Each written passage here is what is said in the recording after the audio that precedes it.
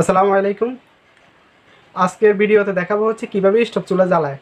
প্রথমত বলে রাখি যে কেরোসিন দিয়ে জ্বালাতে পারে এ ধরনের যত চুলা হয় তার মধ্যে স্টোভ চুলায় সবচেয়ে সহজে জ্বালানো যায়। এটা একদম ঝামেলাহীন, এই জন্যই মূলত এই স্টোভ চুলাটা খুব ভালো চলে এবং আপনার এটা নিরাপদ। যেমন আপনার দেখা গেল সিলিন্ডারের চুলা অনেকে ব্যবহার করতে চায় না, সেক্ষেত্রে স্টোভ চুলা ব্যবহার করে কেরোসিন দিয়ে জ্বালিত এই চুলাগুলা। তো এটা কিভাবে জ্বালায় অনেকে জ্বালানি নিয়ে বিভ্রান্তির মধ্যে পড়ে, জ্বালাতে পারবে কিনা বা কিভাবে জ্বালাবে সেরকম একটা দ্বিধাদ্বন্দ্ব থাকে। তো আজকের ভিডিওতে দেখাবো হচ্ছে কিভাবে অত্যন্ত সহজে এটা জ্বালাবেন এবং এটার পিতা পরিবর্তন করে কিভাবে সেটা আপনাদেরকে দেখাই দিব।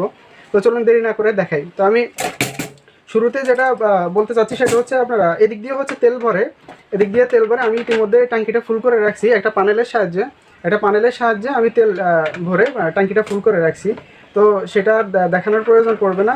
কারণ সবচেয়ে গুরুত্বপূর্ণ কথা হচ্ছে আপনারা জ্বালানোর আগে এই যে পিতাগুলা, এটা হচ্ছে চাবি আর এ হচ্ছে পিতা, মানে এটা জ্বালানোর আগে কেরোসিন দিয়ে পিতাটা ভিজাই নিতে হবে। যার কারণে ভিজাই নিলে হবে কি আপনার আগুন দিলে আপনার এই পিতাগুলা জ্বলে যাবে না, কেরোসিনটাই জ্বলবে। আর যদি আপনি কেরোসিন দিয়ে এটা ভিজাই না আনেন সেক্ষেত্রে দেখা গেলো আপনার আগুন দিলেন সরাসরি এটার মধ্যে, কিন্তু পিতাটা জ্বলে যাবে, ফলে আপনার পিতাটা দ্রুত নষ্ট হয়ে গেল। তো যাক, আপনার এটা শুরুতে ভিজাই নিতে হবে। আর ভিজাই নেওয়ার জন্য কীভাবে ভিজাই নেবেন সেটার জন্য আমি এরকম হালকা একটু কমায় রাখবেন। আমি বোতলের মধ্যে কিছু তেল রাখছি, সেটা মানে এভাবে এটার মধ্যে ঢেলে দিলেই আপনার হয়ে যাবে যে ভিজানোর কাজটা, বুঝছেন? তো এই হচ্ছে ভিজাই নেওয়ার কাজটা শেষ। তো এখন হচ্ছে আপনারা আমি আগুনটা জ্বালাই দিব। যেমন আগুনটা জ্বালাবেন হচ্ছে আপনারা এভাবে এক এক করে সবগুলো পিতা জ্বালাই দিবেন। শুরুতে বলে রাখি যে এটা আপনারা প্রত্যেকটা জ্বালানোর সময় আপনার এরকম কালি উঠে, কিন্তু এই চুলা মূলত কালি উঠে না খুব একটা। তো পিতাটা জ্বলার কারণে প্রথম অবস্থাতে পিতাটা জ্বলার কারণে একটু কালি উঠতেছে আর কি। তো একটা জিনিস খুবই খেয়াল রাখবেন, আপনারা চুলা বাড়াবেন বা কমাবেন সেটা হচ্ছে পরে। প্রথমত আপনার এই যে পিতাগুলো আছে এটা এরকম কমানো থাকা অবস্থায় বানারটা বসা দিবেন, বাড়াবেন হচ্ছে আপনার পরে প্রয়োজন মতো পরবর্তীতে বাড়াই দিবেন। এখন যেরকম দেখতেছেন কালি উঠতেছে এরকম উঠবে না এই চুলার মধ্যে। এটা বার্নার বলে, এটা হচ্ছে এই যে রিংটা, এই খাপটা এখানে মাঝে রিংয়ের মধ্যে বসে যাবে। আপনি অবশ্যই খেয়াল করবেন, এটা বসানোর সময় অবশ্যই খেয়াল করবেন যেন পিতার উপরে বানারটা না বসে। এভাবে লড়াই ছাড়াই আপনারা বসাইতে গেলে বুঝতে পারবেন এটা বানারটা জায়গার মতো বসছে কিনা। যেমন এই যে বানারটা জায়গার মতো বসে গেছে। তো এখন আপনি আপনার প্রয়োজন মতো বাড়াবেন কমাবেন। যেমন এখন আমি বাড়াই দিচ্ছি, এটা হচ্ছে বাড়ানো। এখন প্রথম অবস্থাতে আপনার পিতাটা জ্বলা পর্যন্ত আপনার কালি উঠবে কিছুক্ষণ। এরপরে হচ্ছে আপনারা পরবর্তীতে আগুনটা যখন ঠিকভাবে জ্বলা শুরু হবে তখন মূলত আপনার কালি উঠা বন্ধ হয়ে যাবে। এ হচ্ছে এটা সিস্টেম। আর এটা যদি আগুন এক পাশে কম বেশি জ্বলে তাহলে বানারটা একটু ঘুরাই দিলে বা এদিক সেদিক করে দিলে তখন আপনার আগুনটা সমন্বয় হয়ে এদিক সেদিক বা রাউন্ড শেপে জ্বলতে পারে। যেহেতু কেরোসিন চালিত চুলা, তো এই কেরোসিন চালিত চুলাগুলো মূলত আপনার মানে লাল আগুনে হবে, লাল আগুনে হয়। এর মধ্যেও আপনার মানে লাল আগুন কম থাকবে, নীল আগুনটা বেশি থাকবে। এটাই হচ্ছে আপনার এই চুলার সিস্টেম। অনেকে প্রশ্ন করে যে এটার মধ্যে কি ফ্রাই প্যান বা প্রেশার কুকার বসানো যাবে কি না। আসলে এটার মধ্যে ফ্রাই প্যান প্রেশার কুকার সবই বসানো যাবে, কোনো অসুবিধা নেই। আপনার সব ধরনের রান্না এটার মধ্যে হয়ে যাবে। দেখুন ইতিমধ্যে আগুনটা নীল হয়ে গেছে।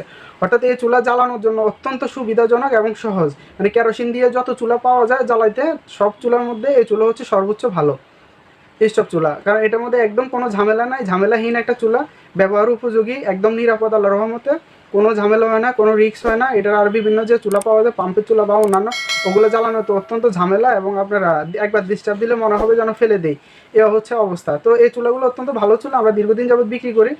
এটা অনেকে মানে কীভাবে জ্বালাবে সেই জিনিস বুঝতে পারে না, যার জন্য মানে একটা বিভ্রান্তিতে পড়ে। আমাকে অনেকেই প্রশ্ন করে যে ভাইয়া এটা কীভাবে জ্বালাবে, একটু যদি প্রসেসিং বলে দিতেন। সেজন্যই মূলত আজকের এই ভিডিও, মানে আপনার এটা দেখাই দেওয়া যে কীভাবে জ্বালায়। মানে এটা জ্বালানো অত্যন্ত সহজ, অত্যন্ত সুবিধাজনক, যার কারণে এটা আপনার মানে কোনো ভয় নাই, একদম নিরাপদে কেরোসিন ভরবেন এটা দিয়ে আর হচ্ছে আপনার চুলা জ্বালাবেন, আর কোনো প্রবলেম নাই এটার মধ্যে আল্লাহর রহমতে। আপনারা জ্বালানোর সিস্টেমটা তো ইতিমধ্যে দেখাই দিলাম। আর বন্ধ করার ক্ষেত্রে বা নিভানোর ক্ষেত্রে শুরুতে বানারটা আপনি সরাই নেবেন, বানারটা সরাই নিয়ে তারপর হচ্ছে আপনার পিতাটা একটু কমাই নেবেন, অর্থাৎ পিতাগুলো কমাই নিয়ে ফু দিয়ে বন্ধ করে দিবেন। অথবা পিতা কমাই দিলে এমনিতেও বন্ধ হয়ে যাওয়ার কথা। এ হচ্ছে বন্ধ হওয়ার সিস্টেম। বানারটা আলাদা রেখে দিবেন, এটা যতক্ষণ ঠান্ডা না হবে ততক্ষণ এটা লাগাবেন না। আর পিতা এই যে আপনার কিছুক্ষণ পিতা জ্বলে গেল, যার কারণে পিতা কিছুটা ক্ষয় হয়েছে। পিতা যদি একদম আপনার কমে ছোট হয়ে যায় সেক্ষেত্রে আঙুল দিয়ে একটু টেনে তুলে দিবেন। এ হচ্ছে এটা সিস্টেম। আর কীভাবে পিতা পরিবর্তন করতে হয় সেটাও আপনাদেরকে আমি কিছুক্ষণ বাদে দেখাই দিব। যেমন পিতা পরিবর্তন করার জন্য মূলত আপনার এই জিনিসগুলো খোলা লাগবে। এটা হচ্ছে বডির অংশ। তো এটা বডির অংশ, আপনারা স্ক্রুগুলো খুলে আপনার ভিতর থেকে পিতাটা চেঞ্জ করা লাগবে। তো পিতা কিভাবে চেঞ্জ করে সেটাও আপনাদেরকে দেখাই দিচ্ছি।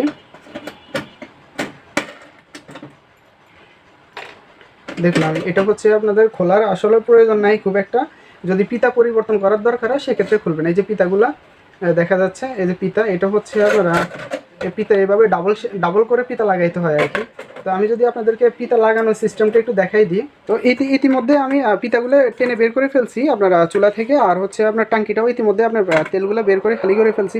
তো এ হচ্ছে আপনার পিতা হচ্ছে আপনার এরকম ডাবল বাজে নেওয়া লাগবে। ডাবল বাজে নিয়ে এটা হচ্ছে আপনারা মাছ বরাবর গুনা আটকে এ ধরনের চিকন গুনা দিয়ে এটা লাগাইতে হয়, গুনা বা তার বলি আমরা। এটা হচ্ছে আপনারা চিকন ভাঁজ করে এরপরে আপনার নিচের দিক থেকে উপরের দিকে টেনে তুলতে হয়, যেমন হচ্ছে আপনার এরকম ছিদ্র দিয়ে উপরের দিক থেকে গুনাটাতে টেনে তুলে আপনার পিতাটা এই যে আপনার সুবিধা মতো যদ্দূর দরকার ওদ্দূর আপনি এটা ভাঁজ করে নিয়ে নেবেন। তো এটা নিয়ে এরপরে গুনাটা আপনি বের করে ফেলবেন।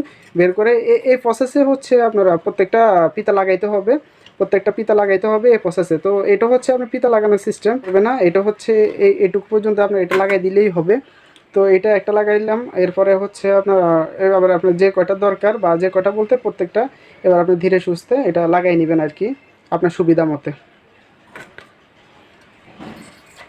এভাবে। বেশি মোটা করে আপনার তুলতে গেলে কিন্তু আপনার এটা লাগাইতে পারবেন না, কিন্তু আটকে যাবে। তো বেশি মোটাও লাগানো যাবে না, চিকনও না, অর্থাৎ এটা ডাবল বাজে একটা করে লাগাইলেই হবে। এটাই হচ্ছে এটা লাগানোর সিস্টেম আর কি।